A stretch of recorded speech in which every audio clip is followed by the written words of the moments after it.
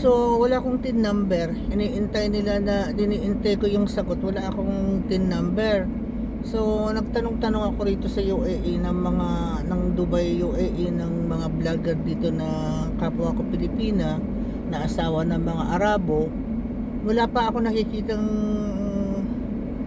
sumasagot. Nag-message ako sa kanila kumbaga kung anong ginawa nila, kung paano, kung meron ba silang TIN number, parang ginawa. And then all of a sudden one Filipina says na you don't need TIN number, ma, you have national ID ng UAE, that is the number that i-approve ni Meta, sabi niya.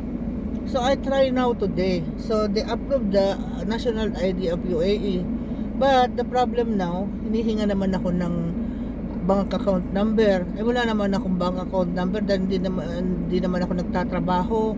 My husband, since I got married to him, hindi niya ako inalaw magtrabaho.